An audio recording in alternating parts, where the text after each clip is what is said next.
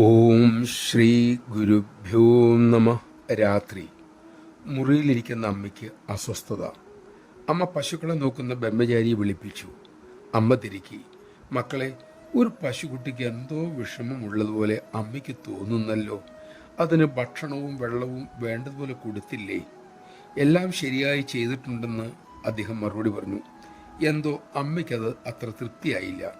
അമ്മ പുറത്തിറങ്ങി തൊഴുത്തിൽ ചെന്നു.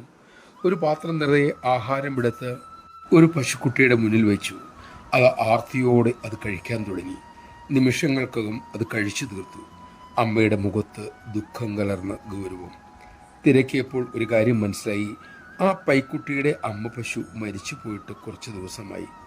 അതിനെ നോക്കുന്ന ബ്രഹ്മചാരി എവിടെയോ അത്യാവശ്യമായി പോയിരിക്കുന്നു. അദ്ദേഹം ഈ പശുക്കുട്ടിയുടെ കാര്യം പറയാനും വിട്ടുപോയി. ആ പൈക്കുട്ടിയുടെ കാര്യം ആരും ശ്രദ്ധിച്ചതുമില്ല. അതിനാൽ അതിന് അന്ന് പട്ടിണിയായിരുന്നു. നമഃശിവായ. ഒന്നും പറയാതെ തന്നെ, ആരും പറയാതെ തന്നെ നമ്മുടെ നൊമ്പരം അറിയുന്ന ഒരമ്മ നമ്മുടെ ഉള്ളിലുണ്ട്. ആ അമ്മ രൂപമെടുത്ത് വള്ളിക്കാവലും ഇരിക്കുന്നു. നാം ആ അമ്മയുടെ മക്കളാണ്. പിന്നെ എന്തിന് പരിഭ്രമിക്കണം? ഈ വിശ്വാസം ഉള്ളിൽ ഉറപ്പിക്കാൻ നമുക്ക് സാധിക്കട്ടെ. അതിനായി അമ്മ നമ്മിൽ കൃപ ചൊരിയട്ടെ.